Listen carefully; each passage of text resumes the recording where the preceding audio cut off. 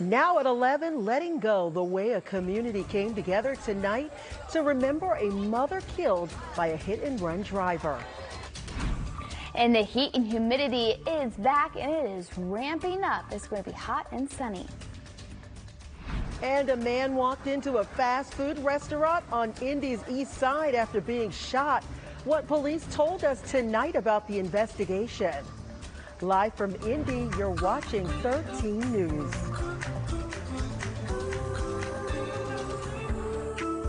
Good evening and thanks so much for joining us tonight. I'm Sia Nyorkor in for Jenny Renovich, and joining me is meteorologist Chelsea Stevens, and it was a little scorchy out there today. It was definitely on the hot side, and even this evening for those plans, I know it was still pretty toasty, and that is going to be kind of a rinse and repeat for the next several days. Right. So we had quite the break last week from the heat with that incredible fall-like temperatures, but now as we continue for the next couple of days, again, it's going to start to warm back up. Here's satellite. We have some of those high-level clouds across central Indiana, but for the most part, we are pretty quiet.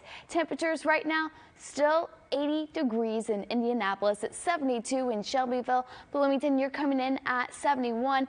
Richmond, you've dipped down into the 60s, 79 in Muncie. So it's going to be a warm evening with mostly clear skies. Overnight temperatures really just going to be dropping down into those low 70s. So really not much of a relief overnight. So waking up tomorrow morning, whether heading off to church or maybe Sunday brunch, it is going to be warm. Grab the sunglasses, more sunshine will be in store. Starting off in those 70s around 10 o'clock, getting a little bit closer to those 80s, into the lower 80s before lunchtime, and those 90s, those will be returning tomorrow. All right, Chelsea, thank you. Family and friends gathered to remember 32-year-old Dominique Berryhill. She was the victim of a hit-and-run crash on Sunday. Our Marina Silva has been on the story from the very beginning and was at the balloon release tonight as her loved ones gathered to honor her.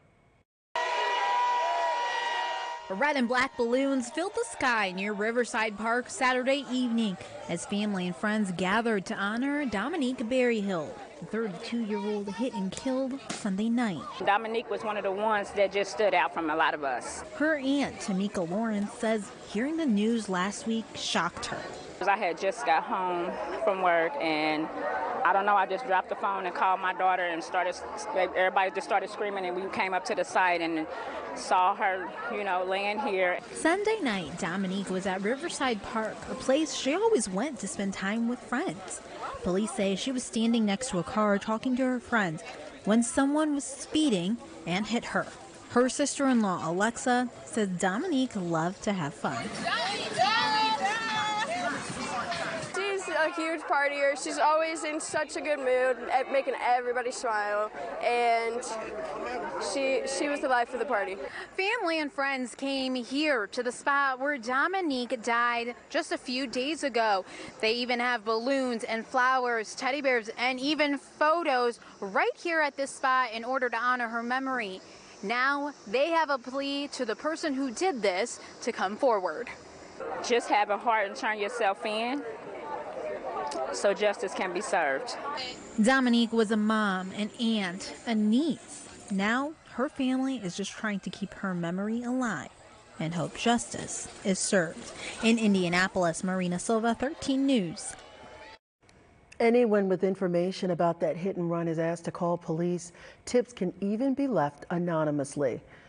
Metro Police are investigating after a man showed up at the Popeyes on 38th and Keystone with gunshot wounds. Police tell us they do not believe the shooting happened at Popeyes. Police say the man was shot in his, quote, upper extremities and was not been able to give much of a statement. The man was taken to the hospital and is listed as stable.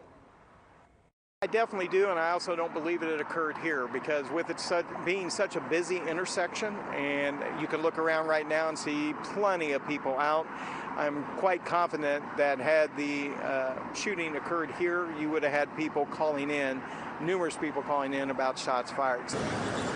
Police are asking if any of you have information to please get in touch with them. They do not believe there is any threat to the public. Two people are recovering right now after a shooting overnight. The victims in the shooting are a woman and a young child. Police found the victims in a home near 21st and Admiral just after midnight. They tell us they believe the woman was holding the child at the time of the shooting. At last check, the woman is stable. The child was taken to the hospital listed as critical, but is now stable as well. Investigators say this started as a domestic disturbance that escalated to gun violence. I understand people have problems, whether they're married or not, it doesn't matter, but it's still resorting to violence is not the answer. Police do have a person of interest in this case, but are still looking for him. Now they're asking neighbors to come forward with any possible information that could help. Investigators believe the person of interest does not live in that home where this shooting happened. And tonight, IMPD is investigating a deadly shooting happening late Friday night on the northeast side. We know the shooting occurred just before 11 at a home near 34th and Ralston. We're told the victim was quickly rushed to the hospital but died of their injuries. Metro Police say there were, quote, many people inside the home when that shooting happened. Right now, no arrests have been made in the case. And right now, Metro Police also investigating a deadly stabbing overnight that killed a woman on the west side. This happened just after 1 this morning near 10th Street and I-465. That's in the Farley neighborhood. Details are limited right now, but investigators at the scene tell us they found the woman dead when they arrived. Right now, police don't have a suspect or any persons of interest in this case. Again, please call police if you know something. Today, the Overdose Lifeline Block Party kicked off.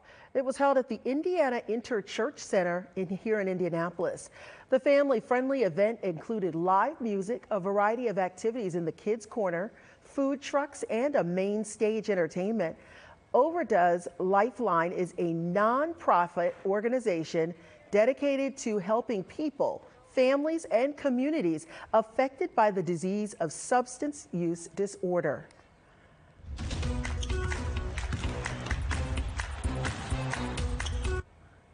The Fever are one of the hottest teams in the WNBA, and they brought that heat to Minnesota tonight to take on the Lynx.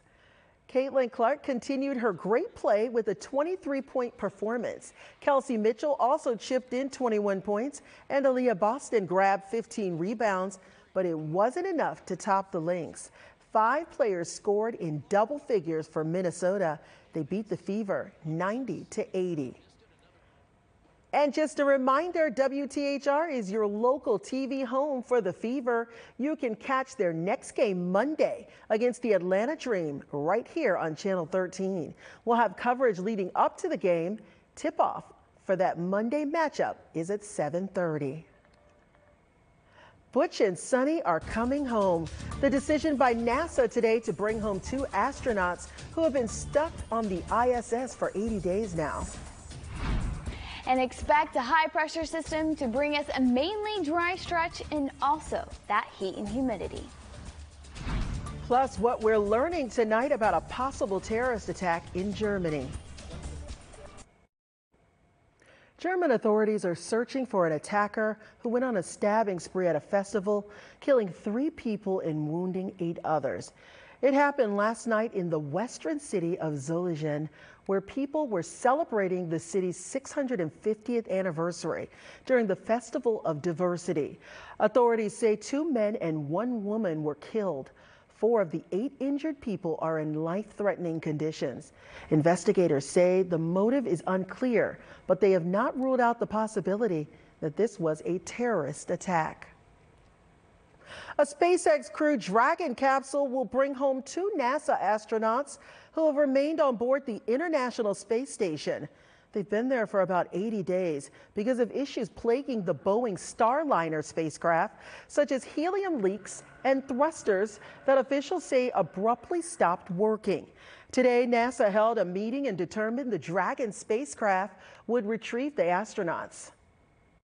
Space flight is risky, even at its safest and even at its most routine. And a test flight by nature is neither safe nor routine. And so the decision to keep Butch and Sonny aboard the International Space Station and bring the Boeing Starliner home uncrewed is a result of a commitment to safety. The two astronauts, Butch and Sonny, will return home in February on the SpaceX Crew Dragon. Well, it was a hot one today, and some of the warmest air of the season is expected over the next couple of days. From flash flooding to sweltering heat, we're taking a look at the extreme weather gripping parts of our nation. Happening this weekend, the Indie Fringe Festival right here in downtown Indianapolis. For the last few weeks, hundreds of performers in music, theater, dance, and art livened up the streets. Organizers tell us this is the largest lineup since the COVID-19 pandemic. Indie Fringe Festival is a theater festival. It extends over 11 days. We've got 70 performers doing 250 performances in 6 venues across those 11 days. And it is huge and a big part of what Indie Fringe is about. But of course, we're a year-long institution doing theater throughout the year. The festival goes through tomorrow. Tickets are still available. Click on WTHR.com for more info. Burning Man 2024 is scheduled to kick off tomorrow in the Nevada desert, but rain is causing a few problems. Officials posted on social media today saying the gate leading into Black Rock City was closed due to rain. Last year, heavy rain and thick mud stranded some 70,000 people at the annual event.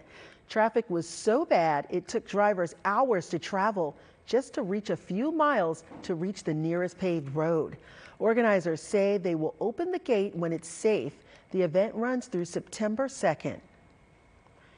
And check this out. Heavy rain has caused dangerous flash flooding and shut down multiple roads in Moab.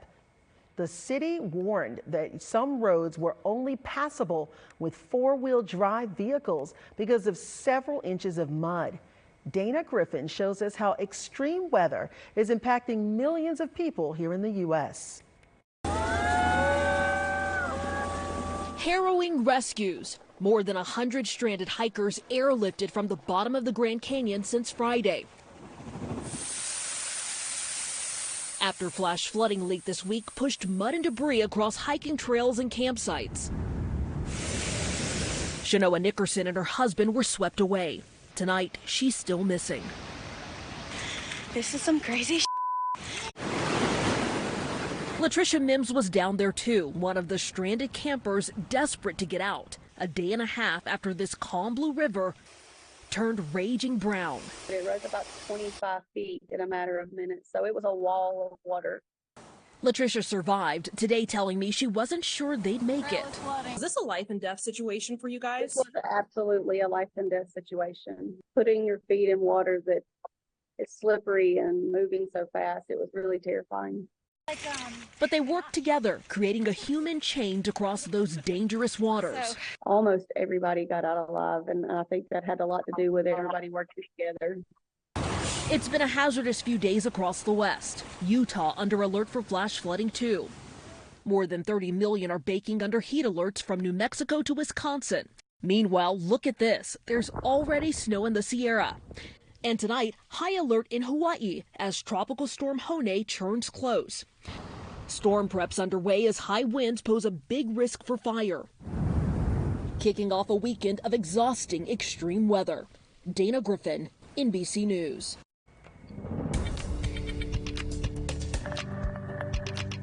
All right, no flash flooding here, but things are certainly warming up after fall-like temperatures.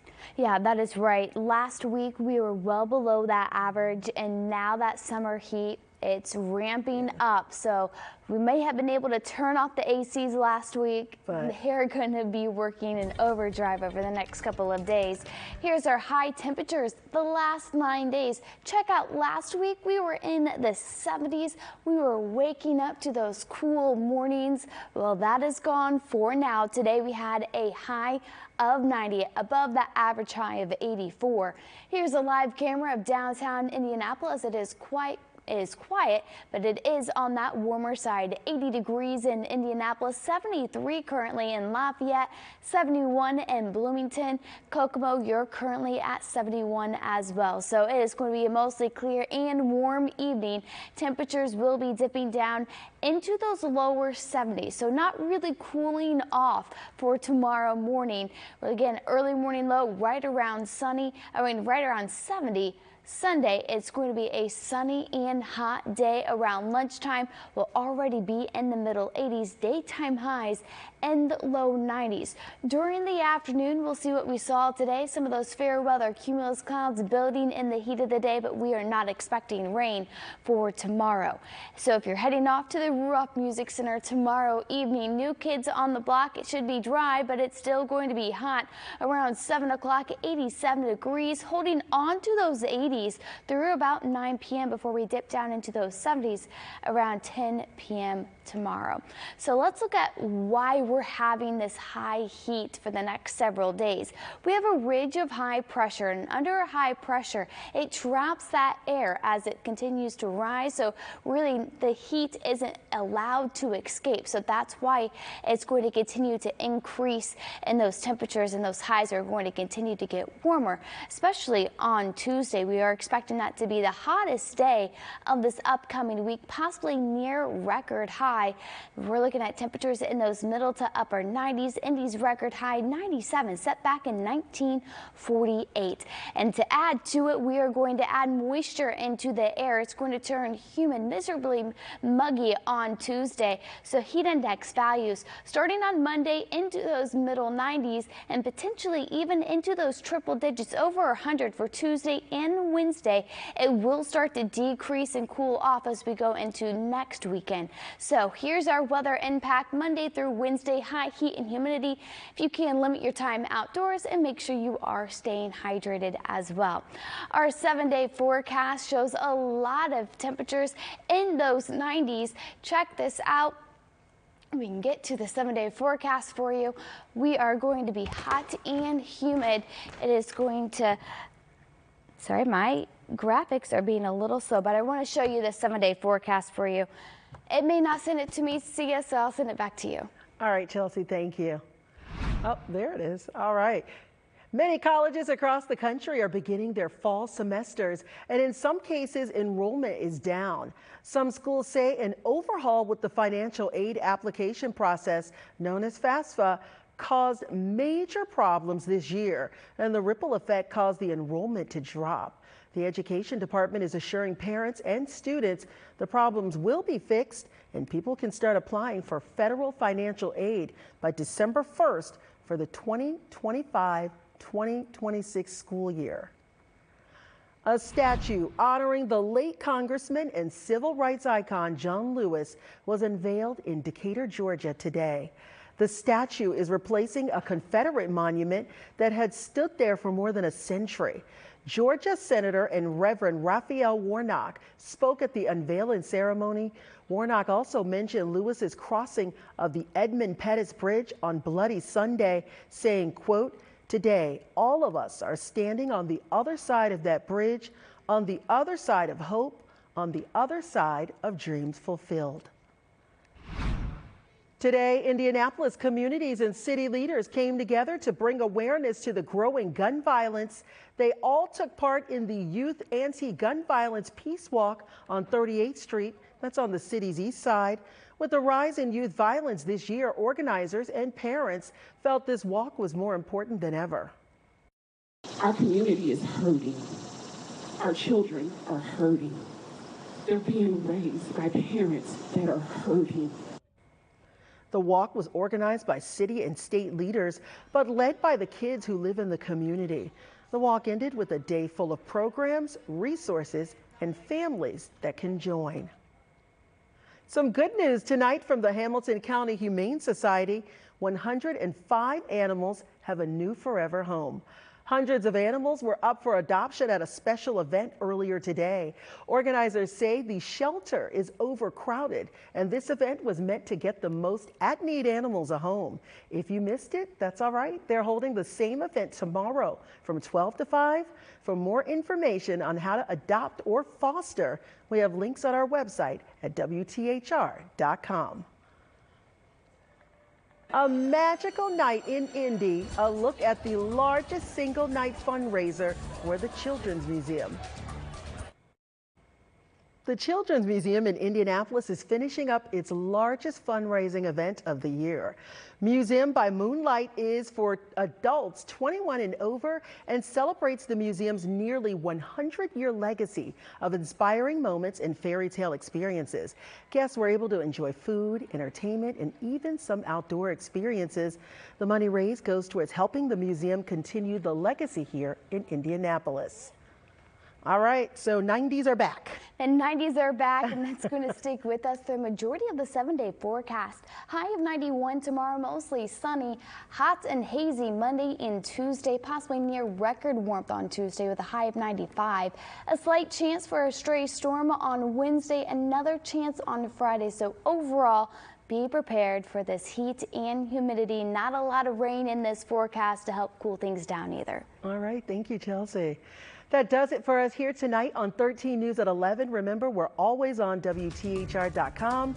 We'll see you back here tomorrow morning at 7 for Sunrise. Saturday Night Live is next. Good night.